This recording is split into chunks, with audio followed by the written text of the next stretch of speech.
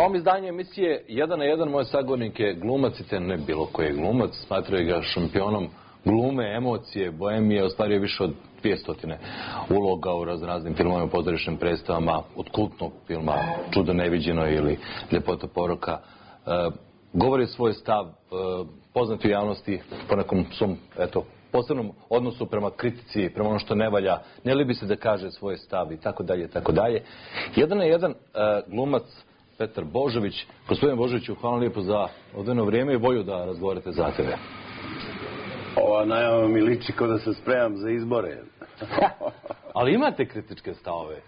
Sve ono što ne valja vi znate nazvati pravim imenom i onda i vas kritikuju. Mislim, treba biti objektivni.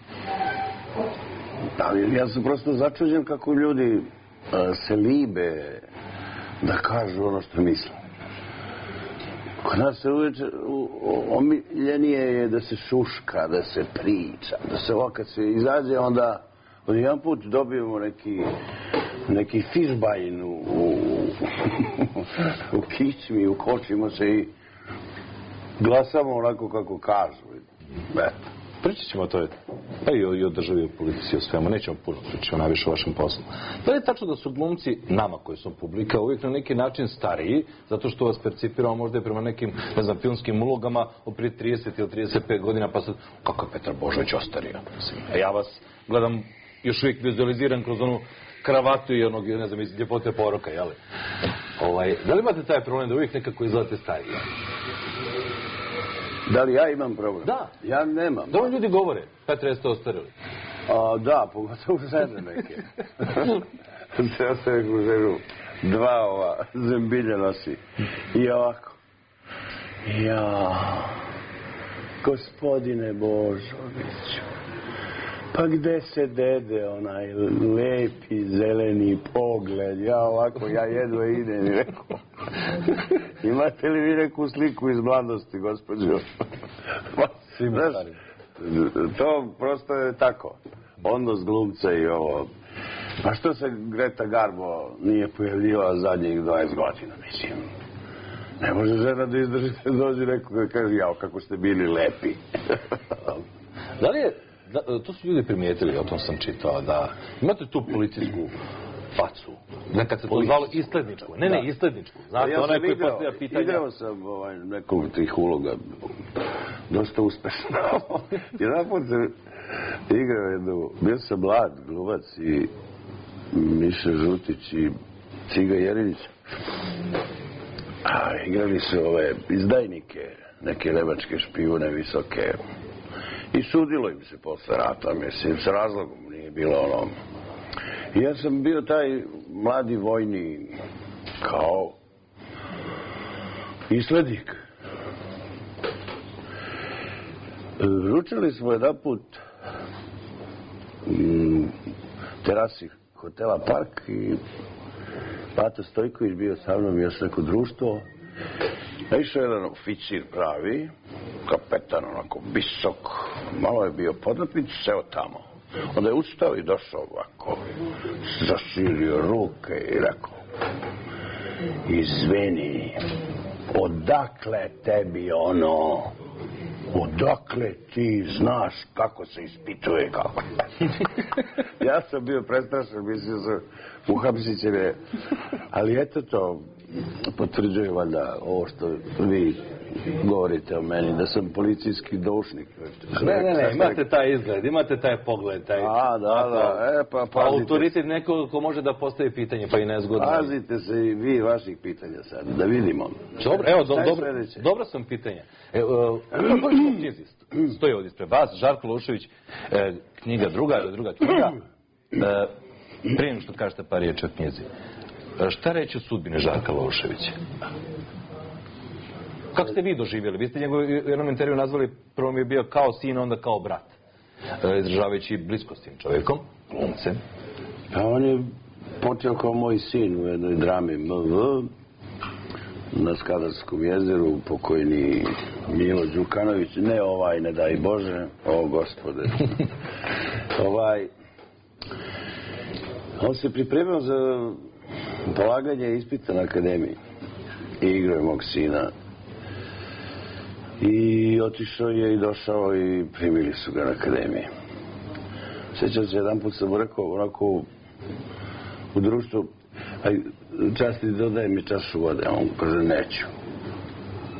I on ništa, ja sam prešao preko toga. Sad je prošlo godina i mi se, on pošto glumac, i družimo se i negdje smo sedeli. I on kaže, znaš li da me i sad sramota zbog one čaše vode, koje čaše vode? Pa ono što ti nisam dao onda, ono u čašu. Rekao, ako mi nisi dio čašu, naruči sad bocu. Ali ne vode. Šta je napisao u ovoj drugoj knjizi? Ova druga knjiga je prosto literarno delo, stvarno, ima nekoliko slojeva, uveo je Fjodora Mihajlovića, neke likove koji su poznati, koji su autentični ludaci. Onda je uveo jednu humornu crtu koja je jako značajna, jer ublažuje celu tu težinu i tu muku od samog čina. To je praćenje ovog dnevnika zatvorskog pomešano sa svim ovim što sam vam rekao. Uostalom, mislim da se knjiga čita skoro na dah. I nema šta da je preporučujem, ona je sama sebe nametla. I prva je dobro prošla, vjerojatno je dobar uvod za ovu knjigu. Zašto vi niste napisali knjigu? Toliko kontakata, iskustva, posla iza vas, saznanja, vještina. Čudu se načudit ne mogu zašto pišu poslije Njegoša. Znate, kad dođete na sajam knjiga u Beogradu i vidite ogromne panoje nekih poznatih televizijskih lica, nekih žena koje pa da nemaju šta da rade pa pišu. A ja, pošto duboko cenim i poštujem literaturu, ne usuđujem se da to radim. I mislim da čovjek svoju jednu količinu talenta koju mu je Bog dao treba da troši na ono čime se bavi, a ne da je rasprčkava. Koliko god bilo ovo Žarkovo pisanje izvanredno stvarno i ući će se sigurno jednog dana u te antologije i čuda, ja bi više voleo kao i svi da je on nastavio sa svojim normalnim životom i da se bavi sa onim sa čime je najpoznatiji. Vjerojatno je knjiga ne bi ni bilo, da je život imao drugačiji tok. Da. Kako mi to društvo živimo ovdje, ne znam, mladi generacije odrastaju pod budnim okom nekog velikog brata na nekoj farmi koja postaje čekaj vrsta obrazca ponašanja. Mislim, vi ste napravili ste termin, da tako kažem, srboburger, jel? Pretvaramo se u neke srboburgere.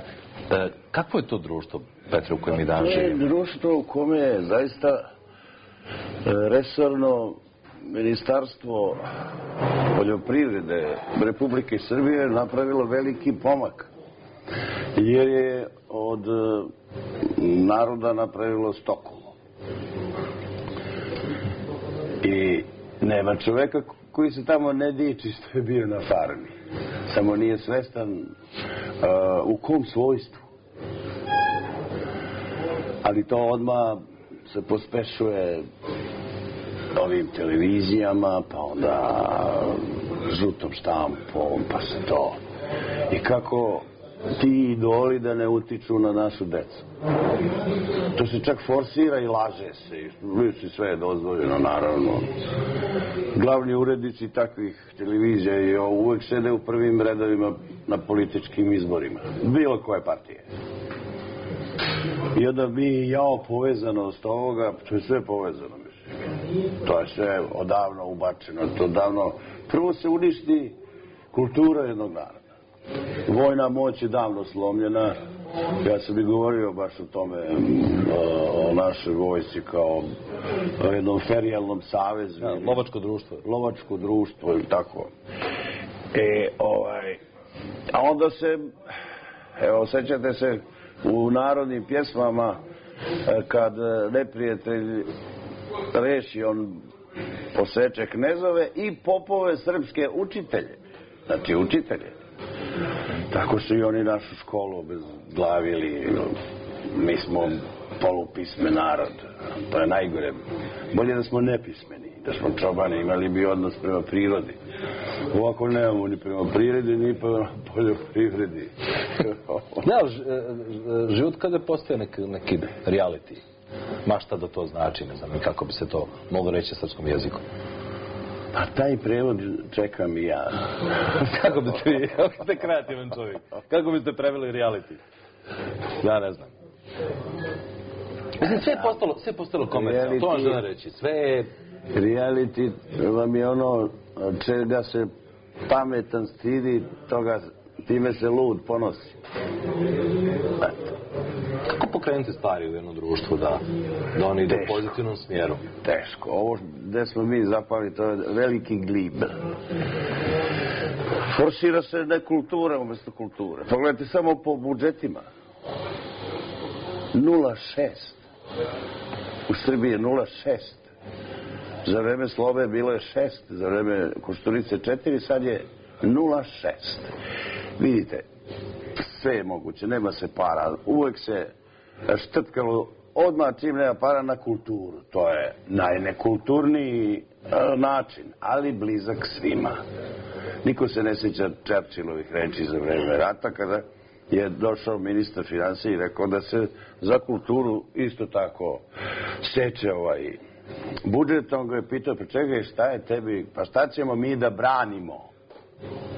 Hoćemo da branimo, znači mi ove velike robne kuće, hoćemo li da branimo ovo što su isekli parkove koje nisu dirali ni Petrovići, ni ovi Obrenovići, ni Karađorđe, ni Brozovići nisu dirali.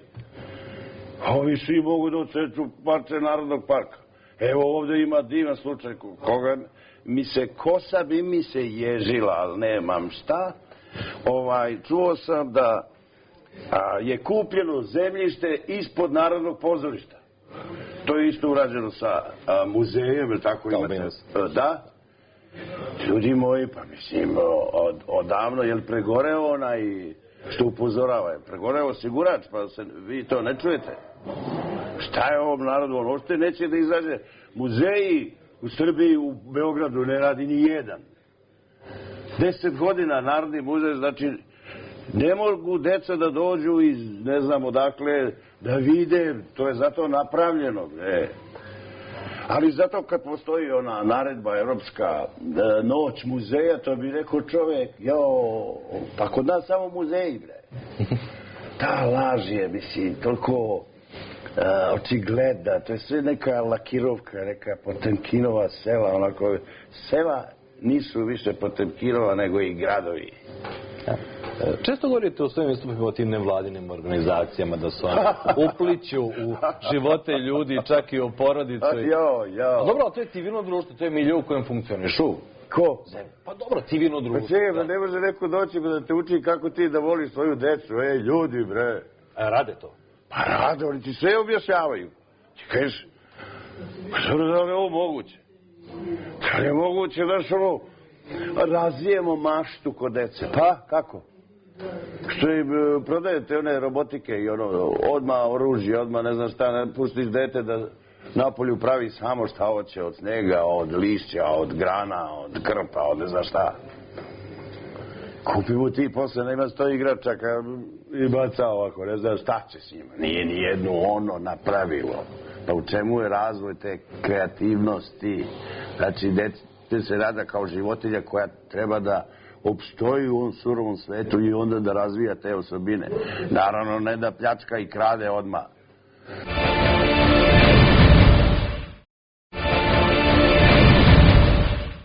I Srbija ide prema Evropskoj uniji, tako kažu ljudi iz politike, iz vlade koji upravljaju državom Srbijom, a u Evropskoj uniji postoje određeni standardi kako se funkcioniše i ljudska prava, i slobode izražavanja. Standardi Evropske unije u pogledu stoke i rakije su vrlo jasni. Znate, predlagao sam Srbiji. Pa nemoj da uđemo tako glibavi i ovako. Udesimo se ko što naučimo se, što mi sami sve to uradimo. Pa onda kažete, izvolite, to je Evropa zdravo, šta mislim. Mislite da će Srbija i srpski narod na putu za Evropsku uniju, na tom putu ostaviti svoj identitet, posebnosti, specifičnosti? Pa ne mora, ali ga se ne drži. Ona misli da je evropeizacija ova vrsta McDonald, Coca-Cola i to je mi decu na emisijama učimo da vodimo kuvare koji govore kako su McDonald bolji od pljeskavice. Pa znam, oni te plaćaju za to. Ali što McDonalda nema u Nišu i u Leskovcu? Teško će se zaprimiti dole južne dobar ošti. Evo, Sljevović, pre nego što zabrane da nazdravi gledalci. Kako da ne nazdravi? Zabranjeno u emisiji, nije. Pa, što će biti? Ja mislim da nazdravljate sa najljepšim željama, ili tako? Živela Srpska republika. Nećemo te dati nikom. Da. Šta mislite o gej paradama, o tim standardima iz Evrope kod izražavanja sloboda, manjinskih grupa, pa nekog seksualnog opredeljenja? Vidite, prvo nisam vam odgovorio na ono pitanje o kulturi. Kažem, sve može da se nema para da ovo vredu. Ali da li ste i jednog poslanika čuli iz pozicije ili opozicije da je u Skupštini Srbije rekao ljudi, ovo nema smisla. Za kulturu 0,6. Ne. Ali su svi bili složni kad su ušli u Skupštinu i rekli nama su plate male, 100% povećanje. Mi se toga isto ne sećamo, ali ja se sećam. Tako? Tako je bilo. A sad je čovjek iz umjetnosti, ministar kulture, Ivan Tasovac. Pa šta on ima? On nema para. Dobro, ali ima autoritet da u toj vladi kaže stanite ljudi, 0,6 je malo. Pa znam, ali jedan mandat je već prošao, budžet i taj potrošen. Možda da sljedeći nešto da radi. Šta da radi kad je već zacrtano sve? Imate li vjeruje da Tasovac može da promeni? Nešto slično što radi u Beogradskoj filharmoniji. Ali svi kažu da radi dobar posao. Pa ja verujem, on je sposoban čovjek i neobičan po izgledu ovako, valjda će im upasti u oči pa će ga primetiti. Razumete? On je kao onaj znak upozorenja, tako kaže šta je ovo? A to je ministar za kulturu, vidiš bogati, ta kultura. A šta je tu nekih probleme? Kako? 0,6? A promila alkohola u krvi, to je dozvoljeno. Ne, nije više ni to dozvoljeno. Gej parada? Mi smo uvek živjeli s nekim ljudima koji su bili na svoj način. Za uvek se za nekoga tako znalo, ali niko nikoga nije zbog toga dirao i maltretirao i mi. Ali ovo nametanje, ovo prst u oko, ovo da je to najnormalnije da si ti stoka, budala, idiot, zato što nisi i oni sa ponosom, zašto sa ponosom, otkud sa ponosom, bre? A reč ponos je izgubila značaj onog momenta kad su preveli sve ove američke bljutave serije u kojoj nema 3 rečenice da neka I'm proud of you, I'm proud too. Daddy, I love you too. I tu. Nek prolaze ti ljudi, nema ništa. Ja sam predlagao Beograđanima, pustite ih, nek se deru, nek prolaze i okrenite glavu i prođete. Šta bi onda radili? Da, ali ne treba baciti kamenje na ljudi što imaju... Naravno, ali ko je to sve organizovao? Ko je to? To sukobljavanje, to me baš zanima. Nisu se sad klici skupili sami ovako pa... Ma nemoj. Pa da gađaju neke žene i neke ljude. Ostalo, gospodo, homoseksualaca postoji u svim kategorijama društva. Zašto gospoda sa univerziteta profesori kojih ima? Zašto gospoda iz crkve kojih ima? Zašto gospoda iz vlade kojih ima?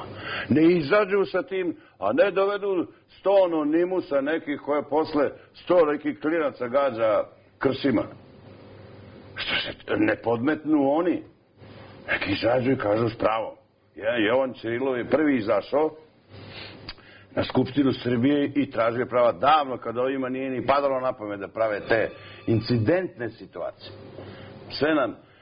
Sve nam ide kako treba, pa nam samo fali još da se obračunavamo između sebe. To je na kraju krajeva deo našeg naroda. Zašto mi ne bismo vodili računa o njima?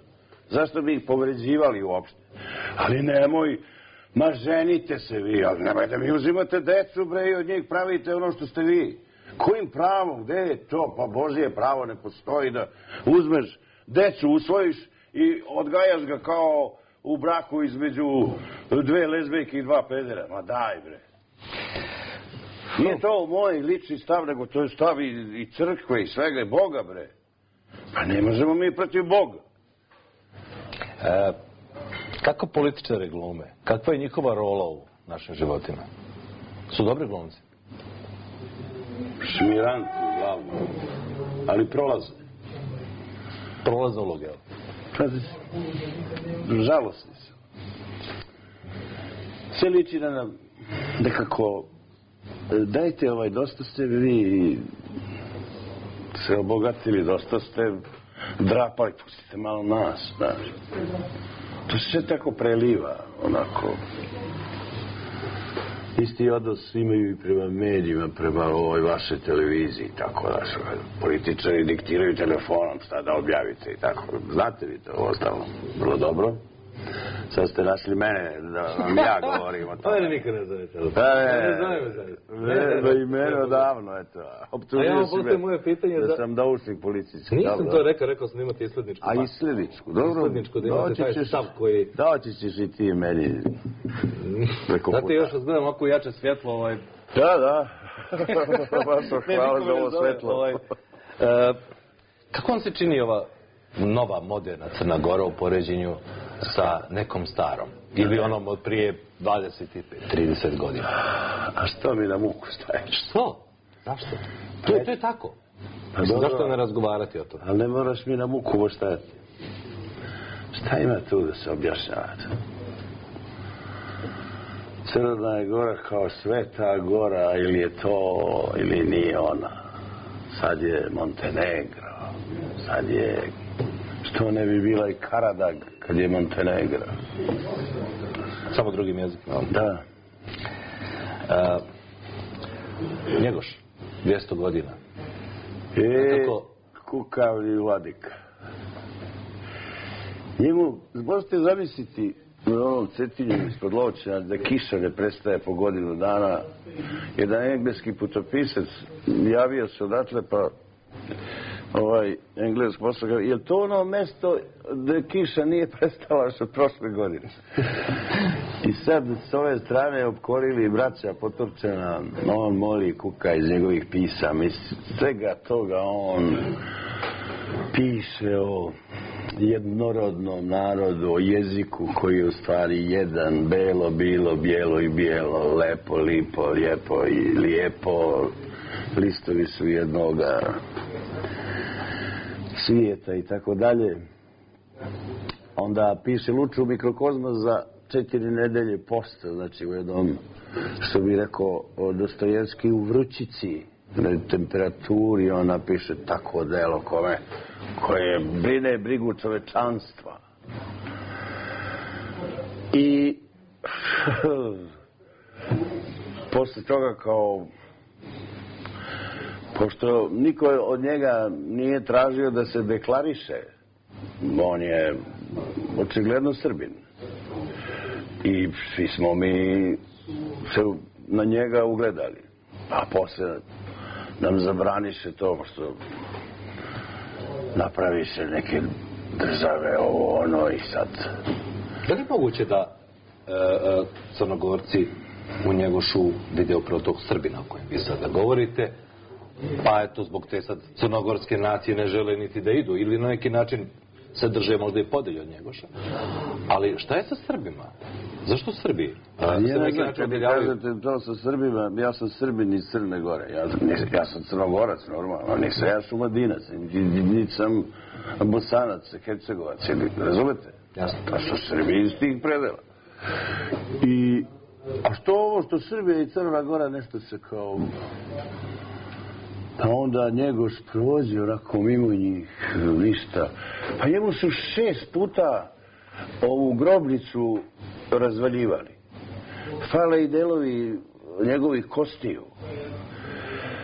Od Austro-Ugara koji su se italijanski fašisti, ne znam, a naši pogotovo. I to se sve zbog tog spomenika koji to me je kumovo malo i kralj Aleksandar sa Mestrovićem i to. Šta bi falilo onom mauzoleju da je dole na Cetinju i... Jedan srpski pesnik je to nazvao Drugstore, kao Drugstore taj. Pa gore izgleda, ja sam vodio neke prijateljice koje su baš iz drugih krajeva i druge vjere i one kažu, pa šta je ovo bre, na ovome ovo staviti. Znate, mislim. A svim toga sam moje braći Crnogorcima rekao da ti odsečeš vrh, simbol Lovće, koji je bio na grbu, zajedno sa onom kapelicom. Ti sebi odsečeš glavu, ti onda nisi više narod. Narod koji sebi odseče glavu je samo trup, pa možda radiš kalem iz gore, šta hoćeš. Jasno. Vi se, dobro, po geografskom porijeklu, tako kažem, Crnogorac. Ma ja sam po svemu Crnogorac. Mislim, želimo se bina, umem da budem dobar, da budem preko, i nemoj da me nerviraš, bre, što? Jasno. Tebi kaže. Svidio. Pa imate tu. Imate tu. Da li je, jasno to nije prošto kao najavu, da li je moguće da će Srbi da snime film o Nemanjićima, o Svetom Saviju? Zašto kažem da li je moguće? Zato što se u produkciji nije pronašlo, već može reći 20 ili 30 godina nešto što bi moglo biti na tom fonu. Pa bila je, mislim da je napisao Vitezović seriju Svetom Saviju. A jedna grupa mojih istomišljenika pokušava sad da nađemo pare za to. A to bi trebalo da bude kao neki narodni pokret. Nešto što može da izmeni kao kamen temeljac. Dotle smo došli. Mi nama ništa nije ostalo Svetog Save i Nemanje i Nemanjića. Sve smo živo nagrdili ili oskrnavili ili popljuvali ili zakopali pa otkopavali pa oštetili pa rušili pa opet argatovali i drugome, a najgore sam u sebe. Postoji ta želja i postoji saglasnost i sa ovom Srbima u rasejanju da isto se stvori ta svest o potrebi toga. Jasno. Se će opet na politiku. Niste član jedne političke partije, ali tako? Ne. Ne. Zašto? Ne. Da li biste vi mogli biti ministar onako kao Tasovac? I vas bi bilo teško ne primijetiti, moram priznati. Teško je. Pa znate šta? To je neka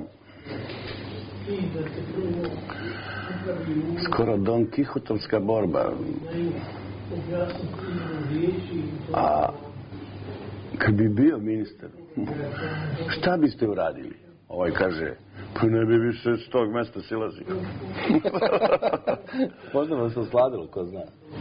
Da, ono, dole restoran, možda jedeš šta hoćeš, da ne plaćaš ništa, imaš dnevnice, nemate, baš te briga, mislim, onda malo se zabrineš za situaciju, da vidi mi ovo, i opet se vraćam, o kulturi niko ni reći.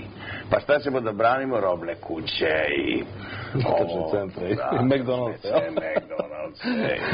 Da, ali vi zbog tih svojih kritičkih stavova, ali i vas onda kritikuju. Imao bih bolju karijeru da nisam bio takav. Moguće. Jeste li bio žrtva svojih stavova, ponašanja, otvorenosti? Često. Ne, ali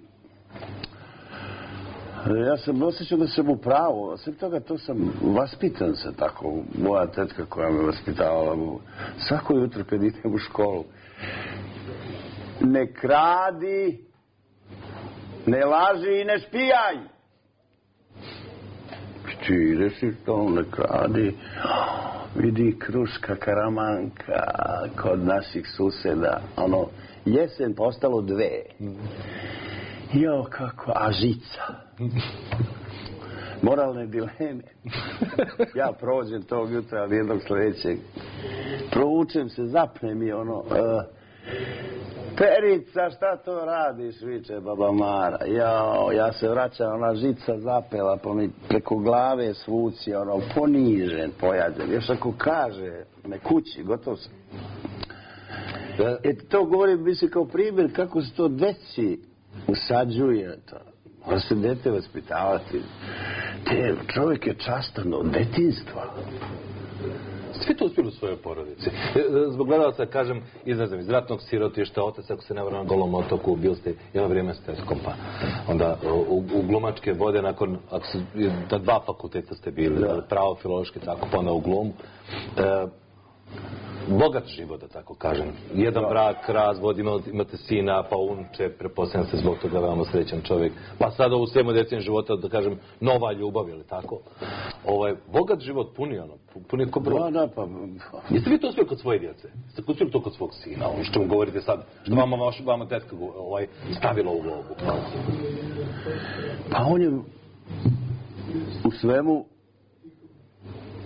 vaspitan i dobar i vredan i normalan, rekao bih, čovjek koji je završio ovu muzičku akademiju, predaje klavir u Mladenovcu. Ide 3-4 puta nedeljno tamo, znači nije mu to teško, iako je to 60 km, ali ima stan, ženu, dete, valjda će i drugo. Ako ne dobije sina, naša loza s ove strane se gasi. A šta će nam više loza? To malo ste pesimistični. Srećnite sa unukom, jel? Jesam, kako da ne, zove se Anđelija. O, pitajte me, kako tvoja Anđela? Ona je Anđelija, a vi Anđelu tamo tražite. Lepo srpsko ime Anđelija, sve je to od Anđeo, ali što ne bi bilo Anđelija? Kako ljubav funkcioniše u 7 deceniji života? Isto koji... Upravo, ljubav je ljubav. Ljubav je čudo. Mislite da je bez vremena? Da čovjek ne može biti previše star? Ne, to ipak zavisi od Boga. I tu ljudi ne mogu, mislim, mešaju se koliko god mogu, ali ne mogu ni da proizvedu, ni da je umanje. Otpor uvek postoji i on rađa ona... Zašto baš u ljubavi se dešavaju tragedije? Zašto je Šekspir, pogledajte ta silna dela od Grka pa ovamo, gde je ljubav glavni krivac, da kažem, po znacima navoda, za sve nesreće. Šta je bio Trojanski rat? Pokojni Miša Đurić, veliki helenista. Ajde, recite, zašto je bio Trojanski rat? Svi kažu, pa zbog učestalih napada, ne znam, ovoga, onoga. Pa Persijanci prete odavde, Kserks, ne znam koji je bio već. Čeo i on sluša, nije. On je bio, mislim, izrika, nego zbog onoga čuperka između jeleninih nogu. Znači, o lepoti se radi. Lepota kao izraz najveća dostignuća. Lepota je uzrok mnogih istorijskih lomova. Eto vidite.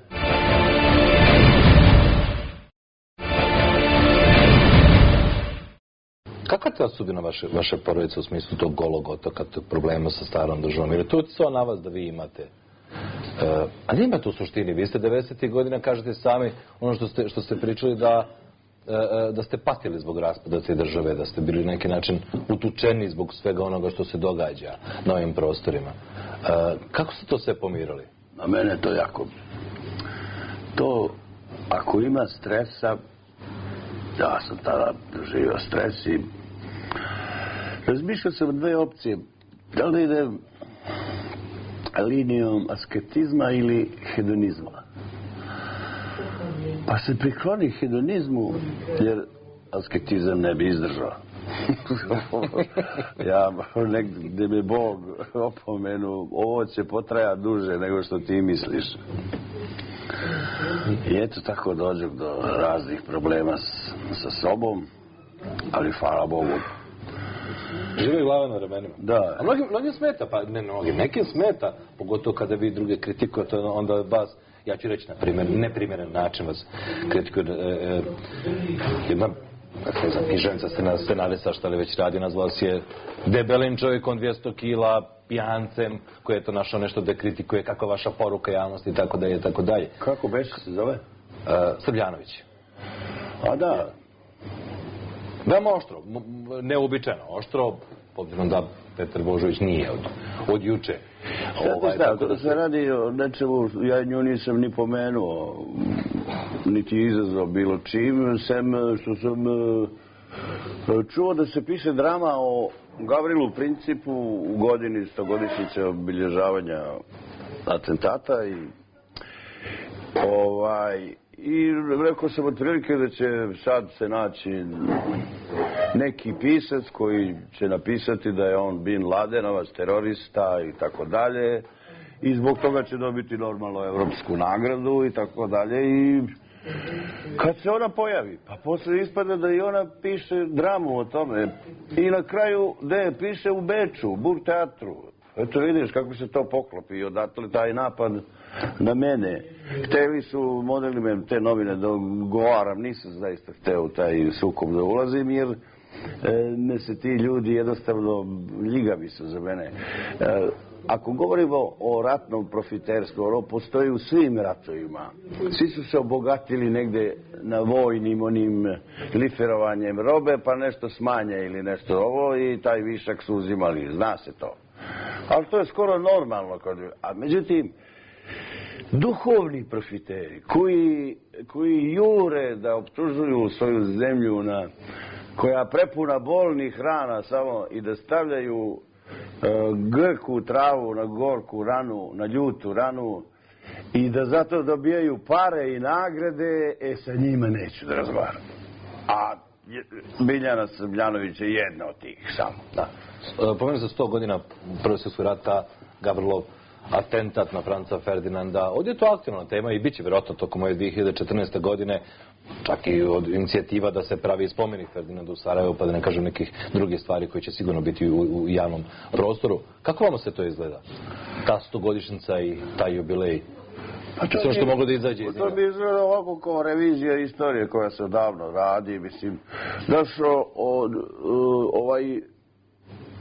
nema čovjek, svaki zločin treba da se osudi, to nema veze koga napravio, to je, mislim, pitanje, ali, mislim, insistiranje da se stvari izravnaju, da budu ravne, recimo, Jasenovcu, koji ne može se ponovi, mislim, pre svega zbog broja ljudi, eto. A onda, s druge strane, to bolje će njima biti ako se oni umile moćnoj Nemačkoj i Austriji. To je opet ista politika Drang nach Osten, o kome je uvek Srbija bila prepreka. I srpski narod time prvo, mislim, Anšlus BiH prvo, ajde od toga da pođemo. Pa nisu Austrijanci valjda rasli u Bosni i Hercegovini. Jes da su ostavili dobro finih građevina i puteva, ali i tvrđava, ali mislim, braćo, nemojte sad opet revanšizam. S jedne strane Austrija i Nemačka, a s druge strane njihova saveznica Turska. Dođe Erdogan, meni je u Amane dao Bosnu. Ništa manje, evo ti Bosna, Fermanom, čime? Dođe na Kosovo, Kosovo je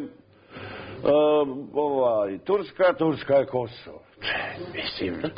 Koliko vaš posao, koliko film može da utiče na percepciju ljudi i javnosti o nekim istorijskim događajima? Ajmo uzeti za primjer Ravnu Goru. Šta mislite o tom projektu? Mislim, taj projekat u redu kao projekat, kao zamisao. Ja nisam mnogo gledao, ali čini mi se, na osnovu onoga što sam malo video, više sam očekivao. I drugačiji pristup tome. Malo mi liči ko neki stari filmovi naši, partizanski. Mislim, ne mislim ništa da su četnici ili ovi loše. To nekako Ja bih tu krenuo od onog trenutka kad se serija više od igre završava. Ako se sećate te serije, to je Slobodan Stojanović sjajno pisao. I imao ideju da nastavi šta se dešavalo posle rata. A zamislite da je on napisao taj deo, da ga neko natera da napiše taj rat. Znači, iz tog kretanja, gde su svi bili zajedno, i radnički, i građanski, gde su se tukli na polju fudbala, nadgornjavali se i šta ja znam. I na kraju oni su svi zajedno i krenuli u rat kao narodno-oslobodilačka borba, a onda je stigao Herman iz Moskve, 42. prestanak narodno-oslobodilačkog rata, pa Crna Gora je tako oslobođena cela. Do Skadra su bili došli. Prestanak narodno-oslobodilačkog i prelazak na revolucionarni rat. To je znači otimanje vlasti i pogotovo, možete misliti sa kraljevskom bivšom Jugoslavijom. Da, znači očekivali ste više od Ravno Zore prevoda. Da. Kao zaključak. Snimate li sada nešto? Sad trenutno da snimim baš sutra idem u Trapist da snimim ovo rame. Imam artrozu kod doktora Manojlovića koji mi je operisao i kuki i malo se plašim, pa sam zato uzeo šljivo viski from Republic Serbian. Jeste, i znači snimat ćete Rame. Da, ćete snimati neki dobar film. Hoće ako Bog da, ako Mića Momčilović dobije pare, napisao jedan sjajan scenario. Ali eto, to je jedan od kulturnih primjera. On je sad u Sarajevu, tamo je bio skup scenarista i on je apsolutno bio najbolji. I sad su došli producenti i ovi donatori iz Nemačke, Holandije, hoće da daju pare. On kaže dajte pare, on kaže pa znam, ali mora vaša zemlja da početnu inicijativu, to znači da stoji iza toga. I sad taj scenario čeka da li će mu dati neku crkavicu njegova rođena zemlja da bi on dobio ove pare. Minut ili dva za ovaj razgovor, onako da ga pustim u komadu, da ne bude da smo nešto sjekli, ne znam. Da nas je neko nazvao telefonom, rekao ne može Petar Božović da kritikuje, da kaže ne, ići će sve što smo razgovarali. Kako da budemo bolji ljudi, gospodine Božoviću, kako svi zajedno da stvaramo srećnije društvo, pa barem za ove generacije koje dolaze za nas? Odakle početi da to dobro završi? Od buđenja. Slušajte u tišinu, vidite ovaj fini restoran, Vrba steče. On je teko i ranije, on je svedok ko zna čega sve. Nek bude to i sevdalinka, kako je lepo uživati u njoj. Da.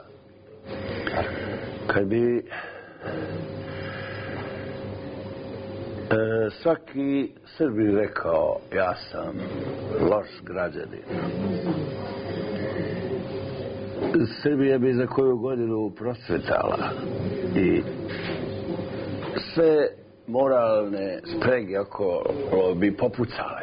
Otprilike tako je govorio Sveti Nikolaj Velimirović, koji je najviše voleo i najviše kritikovao kao najbolji roditelji što rade, koji vole svoju decu, a kritikuju je bezmjerno.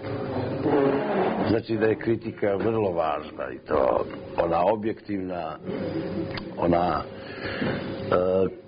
konstantna, duhovna, dobronamerna pre svega. Gospodin Božović, želim puno još da radite, da sva snimanja prođu dobro, ova prva što idu, a onda da u državi Srbije, a zašto ne i odavde iz Banja Luke, da i odavde se mogu finansirati projekti koji se radi u interesu cijelog naroda, zašto ne, da bude malo više od tih 0,6. Mislite u krvi ili... Mislim, para u budžetu, da radite što bolje posao. Ostalo, ne znam da vas znate, kultura se najviše finansirala od alkohola. I sad kako to? Broj broj alkoholičara i potrošnja alkohola u stalnom porastu, a budžet sve manji. Znači da kradu ostali. Da, obzirom da glumci vole da popiju ili počesto znaju da piju, onda bi vi bili samo finansirali bi svoje projekte. Moglo bi se i tako reći. Moglo bi se i tako reći. Hvala vam puno za ovu priču. Bravo bili. Živjeli. Hvala vam, poštovani gledalci, za pažnju. Bilo još jedno izdanje emisije 1 na 1 u programu ATV-a. S vama smo i narednog ponedjeljka u 21 čas. Lijep pozdrav.